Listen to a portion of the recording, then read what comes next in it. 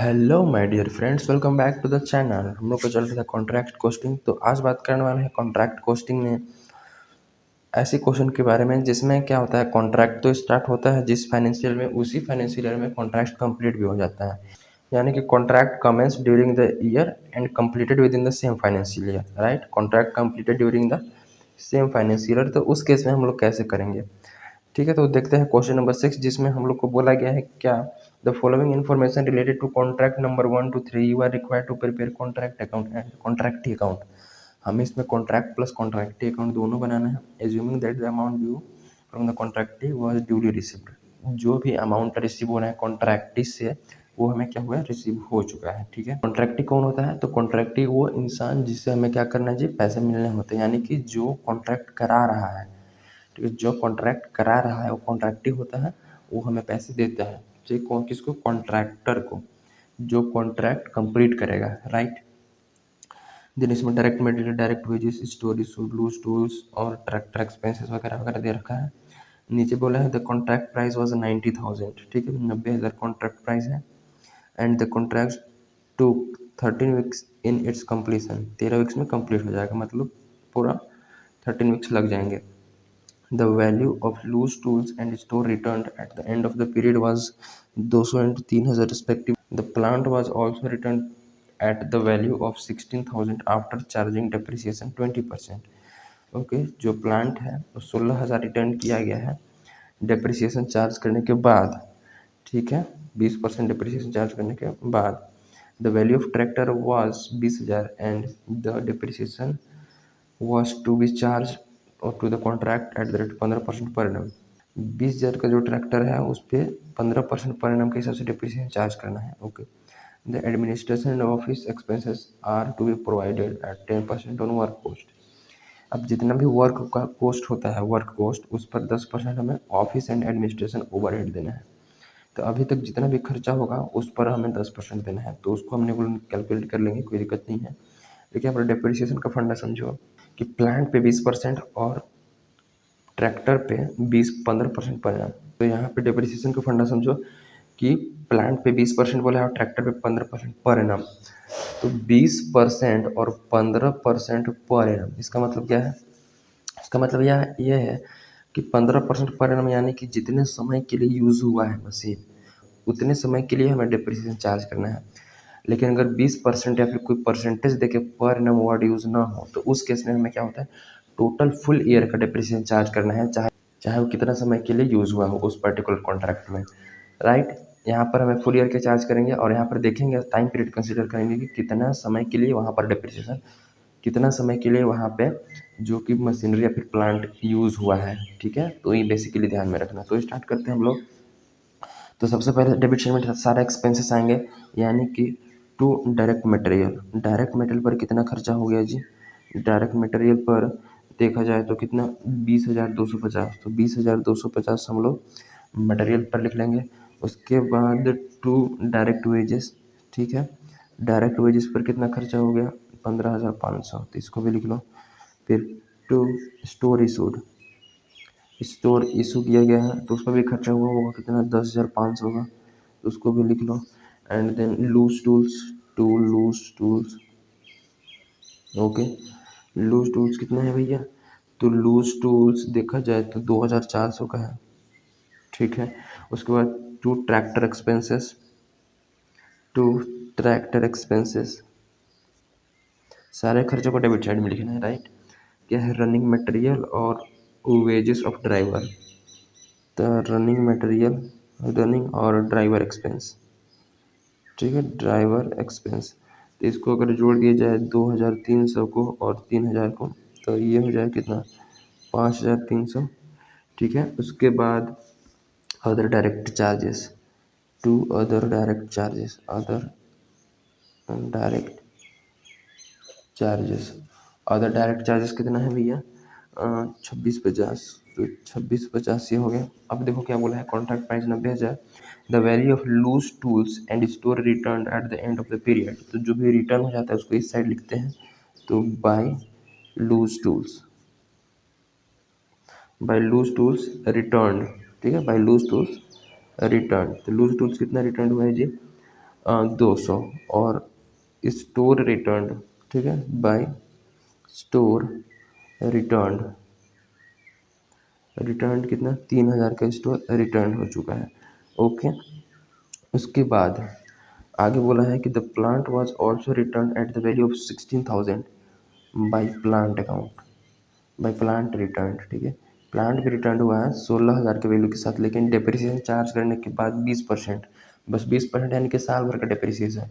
तो ध्यान से देखो, 16,000 का लास्ट में बचा है डिप्रिसिएशन चार्ज करने के बाद, ठीक है। तो बिगिनिंग में कितना रहा होगा, ये तो लास्ट का वैल्यू है, तो बिगिनिंग में हमने जब इसमें प्लांट डाला होगा तब तो रिटर्न हुआ है, लेकिन प्लांट का इन्फॉर्मेशन इधर कहीं नहीं है। प्लांट कितना इशू हुआ है वो नहीं बताया है, लेकिन प्लांट वहाँ से कितना रिटर्न हो गया है डिप्रिसिएशन चार्ज करने के बाद वो बताया है।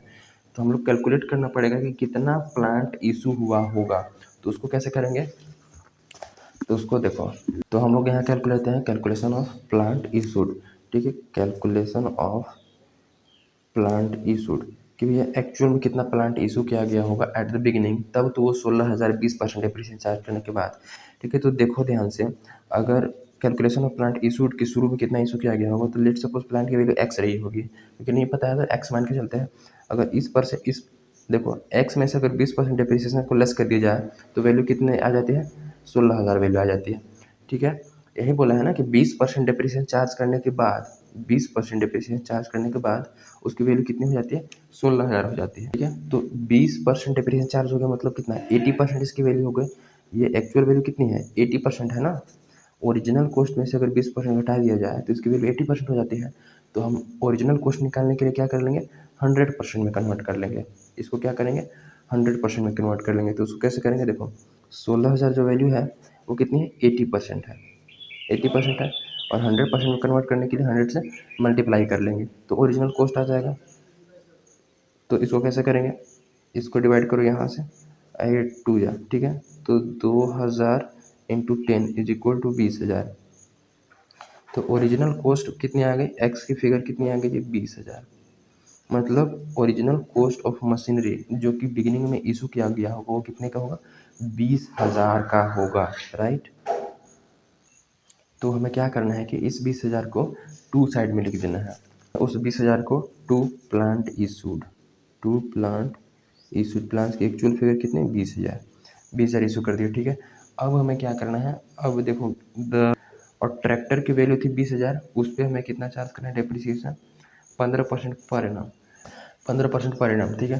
तो टू डायरेक्टली लिख दो depreciation on, to depreciation on tractor, ठीक है। ट्रैक्टर पर कितना डिप्रिसिएशन लगेगा, तो ट्रैक्टर पर 20,000 का 15% पर एनम, यानी कि देखो ट्रैक्टर का डिप्रिसिएशन निकालते हैं, ठीक है। तो 20,000 उसका अमाउंट है इंटू 15%, तो ये 3,000 पूरे साल भर का। और बोला है कि कॉन्ट्रैक्ट जो है 13 वीक्स में कंप्लीट हो जाते हैं, और पूरे साल भर में कितने वीक्स जी, 52 वीक्स, ठीक है। तो ये 52 वीक्स का आ गया, डिवाइडेड बाई 52, मल्टीप्लाई करेंगे 13 वीक्स से, तो 13 वीक्स से मल्टीप्लाई करेंगे तो कितना आ जाएगा, 749.999, यानी कि 749 की जगह डायरेक्टली 750 लिख देंगे, राइट। 0.1 का डिफरेंस है तो 0.1 इंक्रीज कर देंगे। तो 750 का डिप्रिसिएशन लग गया, डिप्रिसिएशन 750 का ट्रैक्टर पर, ठीक है। अब क्या करना है, अब एडमिनिस्ट्रेशन एंड ऑफिस ओवरहेड देना है, यानी कि तो हमें वर्क कॉस्ट पे देना है, लेकिन वर्क कॉस्ट हमें पता ही नहीं है। तो वर्क कॉस्ट हमें कैसे निकलेगा, जितना भी अभी तक हमने एक्सपेंस किया है और जितना भी रिटर्न हुआ है, तो जितना भी एक्सपेंस हुआ है उसमें से जितना भी रिटर्न हुआ है उसको लेस करेंगे, तो जो फिगर आएगी उसको बोलेंगे वर्क कॉस्ट, ठीक है। तो इधर लिखेंगे बाय वर्क कॉस्ट, ये आ जाएगा बैलेंसिंग फिगर में। देखो इधर का टोटल कितना होता है, इधर का टोटल पहले करते हैं। तो इधर का टोटल 20,250, 20,250 प्लस कर लेंगे 15,500, then 10,500, then 2,400, then 5,300, 5,300, and then 26,50, 26,50, and then 20,000 और 750 है, 20,750। इट बिकम्स कितना, 77,350। तो ये जगह 77,350 और ये भी 77,350, ठीक है। अब एक्चुअल देखोगे तो 77,350 का हमारा खर्चा हो गया, और वहाँ से रिटर्न कितना हुआ है, तो वहाँ से अगर 77,350 में से 200 माइनस कर देंगे, 3,000 माइनस कर देंगे 16,000, तो ये बन जाएगा 58,150। यानी कि 58,150 की हमारा वर्क कॉस्ट आ गया एक्चुअल में। 58,150 वर्क कॉस्ट आ गया। इस पे हमें 10% देना है क्या, ऑफिस एंड एडमिनिस्ट्रेशन ओवरहेड। तो पहले इसको हमें यहाँ पर एक क्लोज डाउन करना पड़ेगा और यही चीज़ को हमें इधर ब्रो डाउन करना पड़ेगा। तो टू वर्क कोस्ट क्या हो जाएगी, बैलेंस ब्रो डाउन कितना 58,150।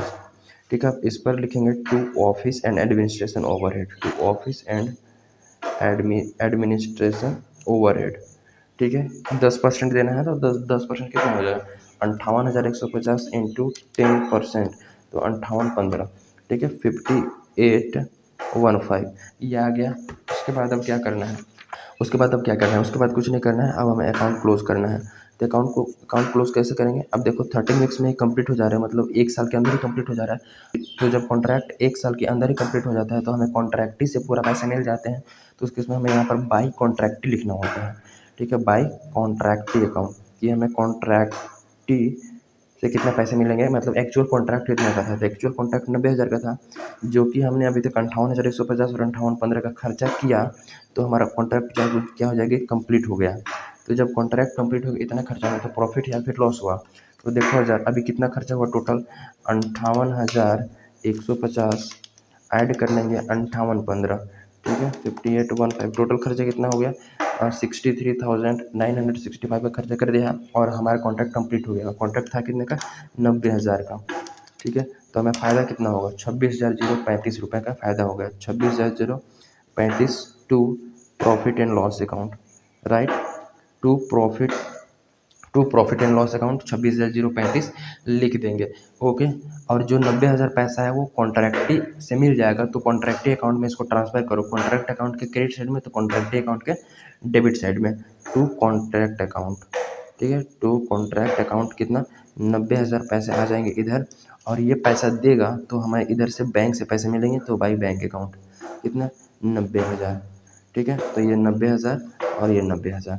तो इस तरह से अकाउंट को टैली करना है। ओके, तो बहुत ही सिंपल है रिलेटेड टू एक ही साल में कंप्लीट होने वाला कॉन्ट्रैक्ट। तो जब एक ही साल में कंप्लीट हो जाएगा ना, तो ध्यान रखना है कि इधर हमें बाई कॉन्ट्रैक्ट ही लिखना है। जब एक साल में कंप्लीट नहीं होता है तो बाई वर्क इन प्रोग्रेस आता है इधर। उसको नेक्स्ट वीडियो में डिस्कस करेंगे कि कैसे कैसे होता है। तो इस वीडियो में इतना ही तक। ठीक है, जब डेप्रिसिएशन का फंडा अच्छे से समझ जाना कि जब डेप्रिसिएशन पर एनम लिखा रहेगा तो जितने समय के लिए यूज़ हुआ उतने समय के लिए चार्ज करेंगे, और पर एनम नहीं लिखा होगा तो पूरे साल भर का चार्ज करेंगे। ओके, सो ये रहा डेप्रिसिएशन का फंडा। So मिलते हैं in the next video with another concept. Till then keep learning. Thank you.